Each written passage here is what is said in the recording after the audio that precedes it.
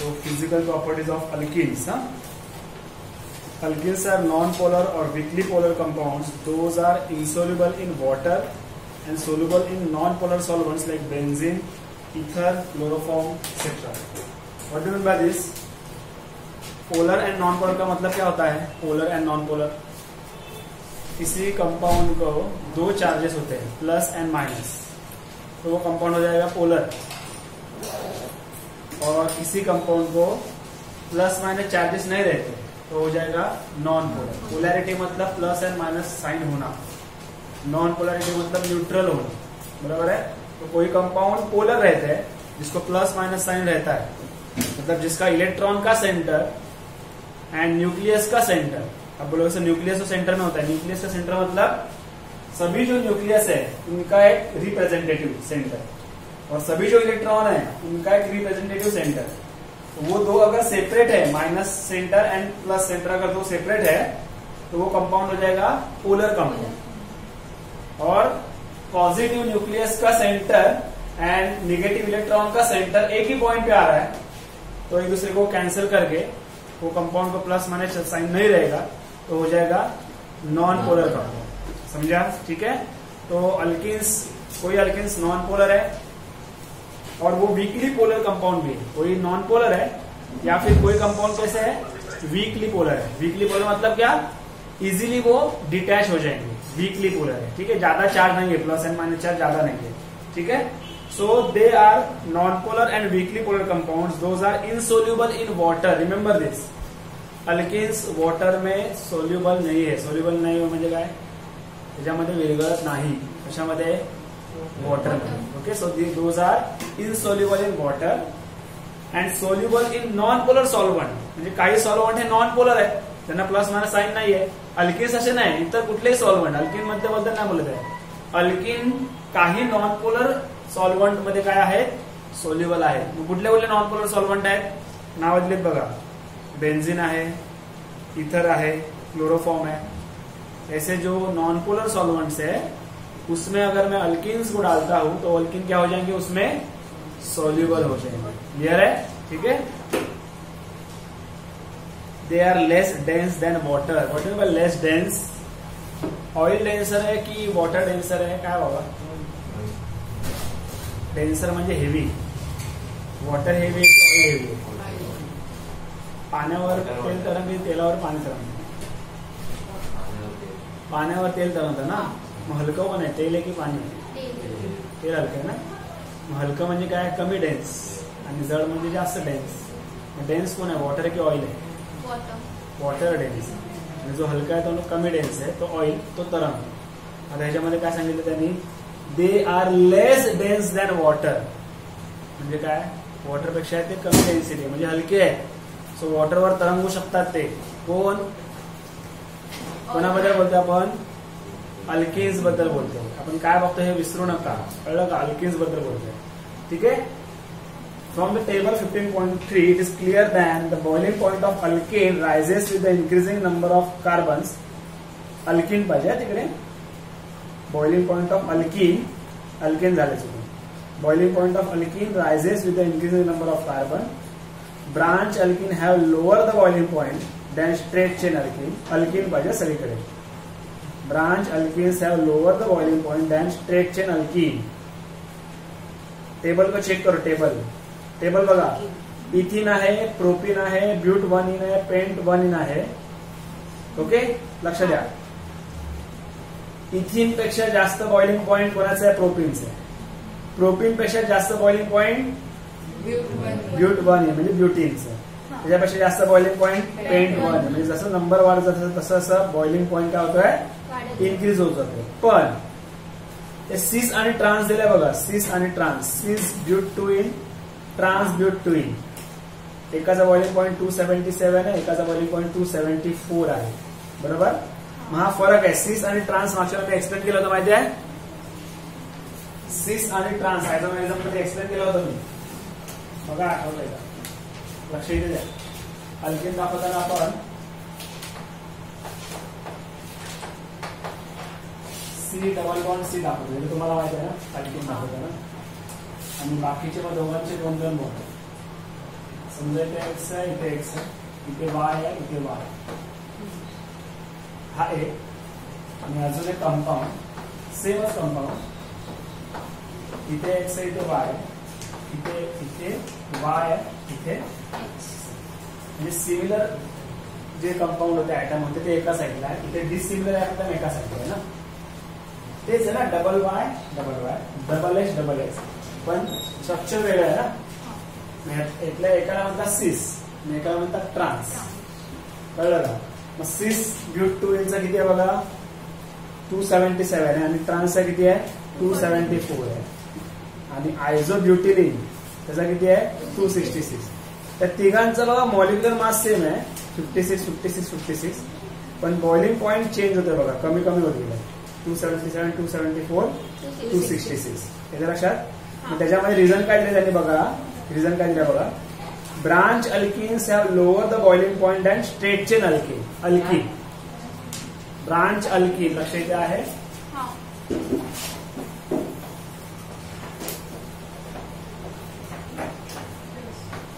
त्याच्यामध्ये किती कार्बन दाखवलेत मी 4 बरोबर आहे. त्याच्यामध्ये किती कार्बन दाखवले आहेत 4 बरोबर आहे. तिथे समजा डबल बॉन्ड आहे, तिथे सुद्धा एक डबल बॉन्ड आहे बरोबर. म्हणजे हे दोन्ही पण अल्किन झाले. ब्यूट इन म्हणू शकतो आपण. 4 म्हणजे ब्यूट आणि अल्किन म्हणजे इन बरोबर. पण ह्याच्यामध्ये एक ब्रांच आहे आणि हे काय आहे स्ट्रेट चेन. मग कोणाचं बॉइलिंग पॉइंट कमी असणार, काय सांगितलं त्यांनी. Branch alkene have lower the boiling point. Branch अल्किनचा बॉइलिंग पॉइंट काय आहे कमी असणार आहे कोणापेक्षा, त्याच्या एवढ्याच स्ट्रेट चेन आहे. कम्पेअर करताना 4 कार्बन पाहिजे ना, म्हणजे जेवढे असतील इथे तेवढेच कार्बन पाहिजे तर कम्पेअर होईल. पण जर ब्रांचिंग असेल तर lower the boiling point, straight असेल तर बॉइलिंग पॉइंट जास्त असणार. ठीक आहे. पण त्याला सांगितलं the boiling point of alkene is very near the same as that of the alkane with the same carbon skeleton. बरोबर. याचा अर्थ काय, अल्किनचा बॉइलिंग पॉइंट आणि अल्केनचा बॉइलिंग पॉइंट हा सेमच आहे. म्हणजे ब्यूट 1 इन आणि ब्यूटेन. ब्यूट 1 इन आणि ब्यूटेन. ब्यूट 1 इन म्हणजे अल्किन 4 कार्बन वाला आणि ब्यूटेन म्हणजे पण अल्किन 4 कार्बन वाला. म्हणजे skeleton same, structure same. 4 carbon तर इथे पण 4 कार्बन. फक्त हा अल्किन आहे, हा अल्केन आहे. अशा दोन कंपाऊंडचं बॉइलिंग पॉइंट किंवा मेल्टिंग पॉइंट ऑलमोस्ट काय आहे सेम आहे. ते सांगतात बघा, nearly same that of the alkane with the same carbon skeleton. Carbon skeleton म्हणजे कार्बनचं स्ट्रक्चर ज्यांचं सेम आहे असं अल्किन आणि अल्केनचा बॉइलिंग पॉइंट ऑलमोस्ट काय आहे सेम. क्लिअर आहे. एकदा वाचून घ्या फिजिकल प्रॉपर्टीज पटकन.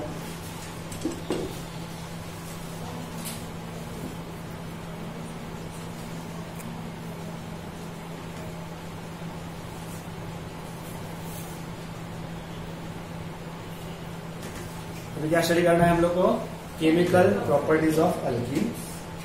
सबसे पहले ऊपर दिया है एडिशन ऑफ डाइहाइड्रोजन और hydrogenation. See section 15.1.4. Where is 15.1.4. Alkane का रिएक्शन देखा था ना, प्रिपरेशन ऑफ अल्केन देखा था ना, वही प्रिपरेशन ऑफ अल्केन देखो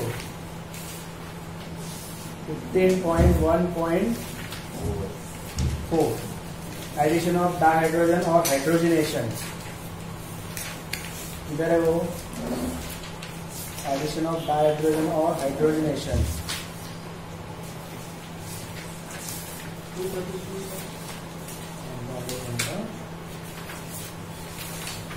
addition of dihydrogen preparation of alkane मध्ये असणार ते.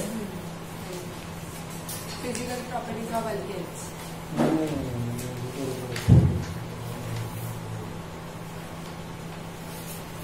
15.1.3 मध्ये आहे बघा. 15.1.3 मध्ये आहे बघा. Catalytic hydrogenation of alkenes or alkynes with dihydrogen gas gives corresponding alkane. मिळालं का. 15.1.3 मध्ये methods of preparation of alkane मध्ये पहिलं फ्रॉम अनसॅच्युरेटेड हायड्रोकार्बन. आता 15.1.3 काय आहे, प्रिपरेशन ऑफ अल्केन आहे. कोणापासून, अल्किन किंवा अल्काइन पासून. बरोबर. आता तीच रिएक्शन सेम आपण कशामध्ये बघतोय, केमिकल प्रॉपर्टीज ऑफ अल्किन मध्ये. केमिकल प्रॉपर्टीज ऑफ अल्किन म्हटल्यावर रिएक्टंट मध्ये अल्किन पाहिजेच. बरोबर ना. प्रिपरेशन ऑफ अल्केन मध्ये प्रोडक्ट मध्ये अल्केन येणार. एखादी गोष्ट मी प्रिपेअर करतोय ती गोष्ट मला प्रोडक्ट मध्ये मिळणार की रिएक्टर मध्ये मिळणार.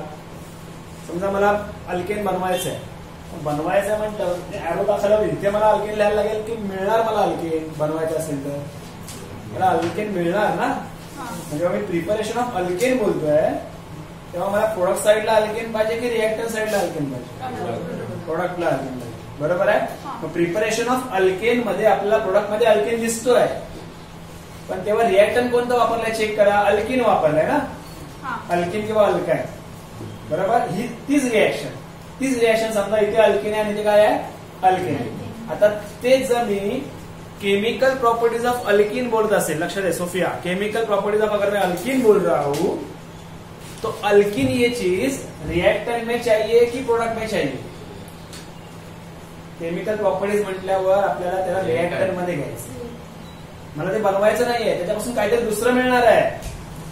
केमिकल प्रॉपर्टीज ऑफ अल्किन में जब बोलता हूं तो रिएक्टेंट में अल्किन आना चाहिए और उससे क्या मिलेगा वो पता नहीं, लेकिन हम लोग को इधर पता है वो क्या मिल रहा है, इधर अल्केन मिल रहा है. बराबर है. तो रिएक्शन सेम होगा. तो वही रिएक्शन में प्रिपरेशन ऑफ अल्केन के लिए भी बोल सकता हूं जिसमें मुझे अल्केन मिल रहा है, और वही रिएक्शन में केमिकल प्रॉपर्टीज ऑफ अल्किन के लिए भी बोल सकते हो क्योंकि अल्किन से स्टार्ट हो रहा है. समजतं ना. अल्किन पासून आपण अल्केन बनवतोय. मग अल्केनचं प्रिपरेशन असं सुद्धा बोलू शकतो त्या रिएक्शनला, किंवा केमिकल प्रॉपर्टीज ऑफ अल्किन असं सुद्धा आपण बोलू शकतो. मग त्याने तेच सांगितलं म्हणून त्यांनी सेपरेट दिलं नाही बघा. त्याने काय सांगितलं तेच रेफर करा. काय हायड्रोजनेशन 15.1.3 बोलायचं तिथे, 1.4 चुकून झालं. 15.1.3 मध्ये आहे ना ती रिएक्शन, अल्किन पासून अल्केन मिळवणे. बरोबर आहे ना. बघा ती रिएक्शन पुन्हा एकदा चेक करा.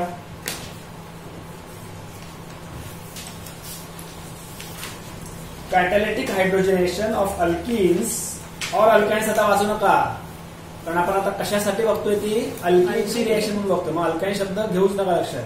सो catalytic hydrogenation of alkenes with dihydrogen gas gives corresponding alkane. Reaction बघा. इथिन दिले बघा, इथिन पासून इथेन मिळतोय. मग ही प्रिपरेशन ऑफ अल्केन पण झालाय आणि केमिकल प्रॉपर्टीज ऑफ अल्किन पण झाले. कळालं की अजून समजून सांगू काय? कळालंय ना. बरं. कॅटलिस्ट कोण आहे? प्लॅटिनम आहे किंवा पॅलाडियम आहे ऍट रूम टेम्परेचर, और nickel at high temperature and high pressure. हे कॅटलिस्ट लक्षात ठेवायचं, कंडिशन लक्षात ठेवायचं, सांगितलं होतं. बरोबर ना. बरं. याच्यामध्ये रिएक्टर मध्ये अल्किन सोबत अजून कोण आहे? डायहायड्रोजन आहे बघा ना. हायड्रोजन आहे ना, तो डायहायड्रोजन आहे. हे लक्षात ठेवा. दुसरं अल्किन नाही मिळणार नाही. अल्किन बरोबर कोण रिएक्ट होणार आहे? डायहायड्रोजन, म्हणजे H-H. कळालं. रिएक्शन तुम्हाला ऑलरेडी माहिती होती. फक्त डबल बॉन्ड ब्रेक होतात आणि तिकडे दोन्ही ठिकाणी हायड्रोजन ऍटम अटॅच होतात. बरोबर ना.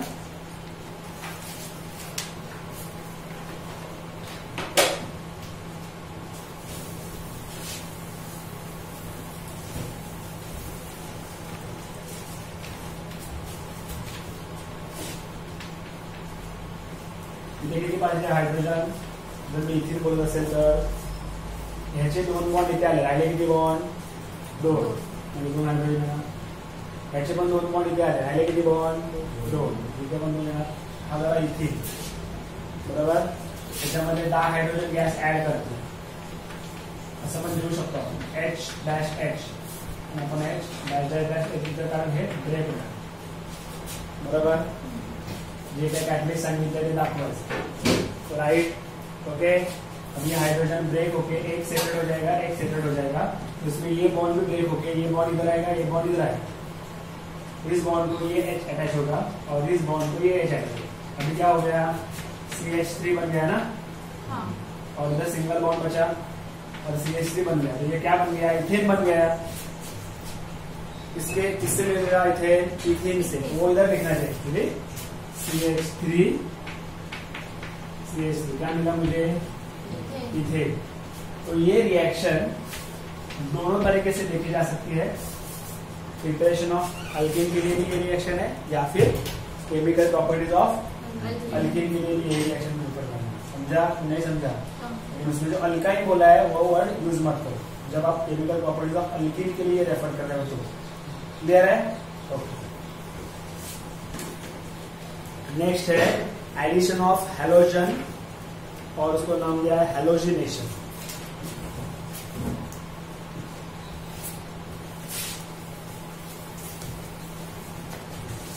Addition of what?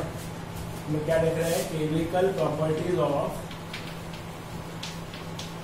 व्हाट? बोलो। अरे केमिकल प्रॉपर्टीज होने से क्या लक्ष दिला सगळा कळत नाही। खोय खोय काय असतं रे? हा, लक्ष कुठं असतं? मला हात दाखवून असं जागा करावं लागतं। अरे काय प्रकार आहे हा? अब साइंस ले लो तो बाकी सब छोड़ो, दरवाजे के बाहर है, उधर ध्यान दो आप लोग, समझा? ये बेसिक है, 12th में लगेगा सब, ठीक है? सो केमिकल प्रॉपर्टीज ऑफ अल्कीन्स, तो बाकी वैसे नहीं बोलिए, ठीक है? उसमें पहला देखा हम लोग ने, क्या देखा उसमें?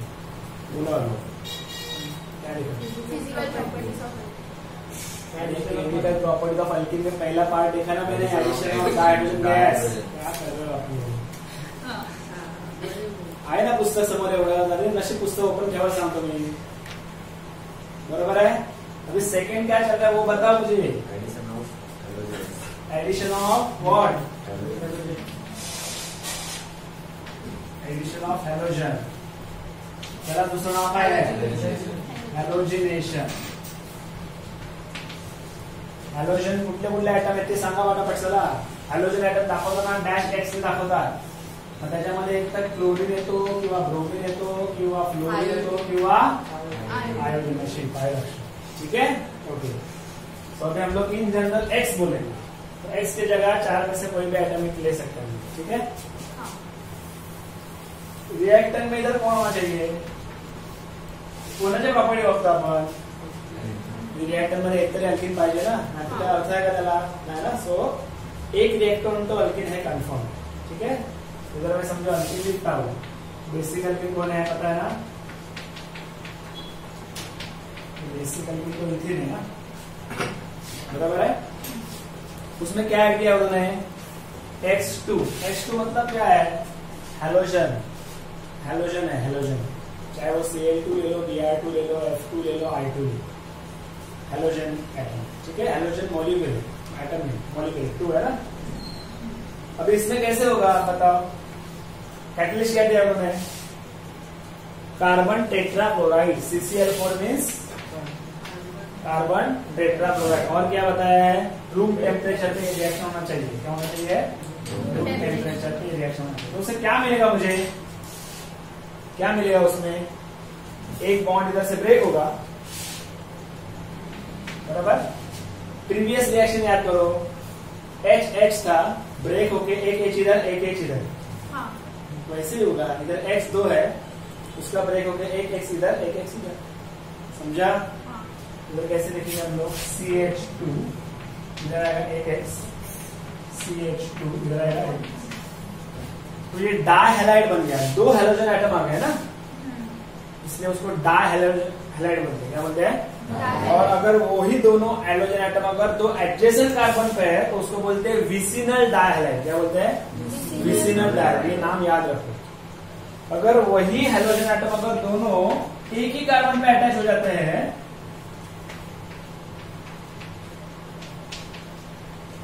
तो उसको जेमिनल डाइहैलाइड मिलेंगे। क्या बोलेंगे?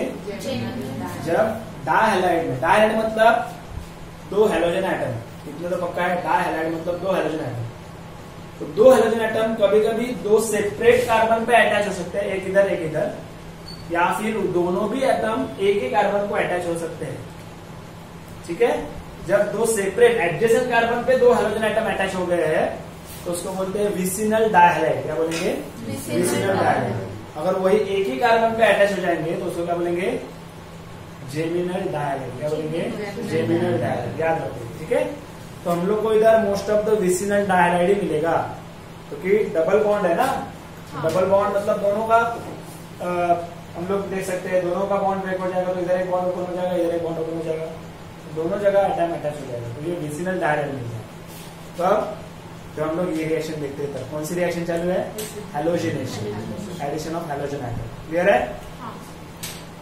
सो उन्होंने भी एग्जांपल दिया, देखो इथिन प्लस Cl2 की जगह क्या दिया है, तो H2 की जगह दिया है Cl2, इधर Cl अटैच हो जाएगा, इधर Cl अटैच हो जाएगा, इसको क्या बोलेंगे, इथाइल डाइक्लोराइड, बराबर ना, उसका नाम क्या हो जाएगा, इथाइल डाइक्लोराइड। अगर उसका आईयूपीएसी नेम देखना है तो 1,2 डाइक्लोरो इथेन, क्या नाम है उसका, 1,2 dichloro ethane. What done by this, ये कैसे नाम दिया उन्होंने, ये आईयूपीएसी नाम है, मतलब एक स्टैंडर्ड रूल से नाम आया है। कैसे लिखते हैं हम लोग, कार्बन कार्बन का ये चेन है, उसमें 2 कार्बन है, बराबर है, तो ये इथेन का पार्ट हो गया, लेकिन इथेन नहीं है, उसमें 2 क्लोरीन एटम अटैच है। तो अगर मैं इसको 1 नंबर देता हूं तो उसको 2 नंबर देना पड़ेगा कार्बन को। तो 1 नंबर पे क्लोरीन है, 2 नंबर पे क्लोरीन है, इसका मतलब 1,2 कितने हो गए, डाई, 2 हो गए ना, इसलिए डाई क्लोरो। लेकिन बेसिक कौन है, इथेन, इसका नाम क्या हो गया, 1,2 डाइक्लोरो इथेन, ये आईयूपीएसी नाम हो गया। और जनरल नाम देखना है तो इथाइल डाइक्लोराइड, क्या नाम है उसका, इथाइल डाइक्लोराइड, ठीक है। चलो लिखो रिएक्शन, सेकेंड नाम देखो एडिशन ऑफ हैलोजन, ये रिएक्शन लिखो, इथेन से 1,2 डाइक्लोरो इथेन।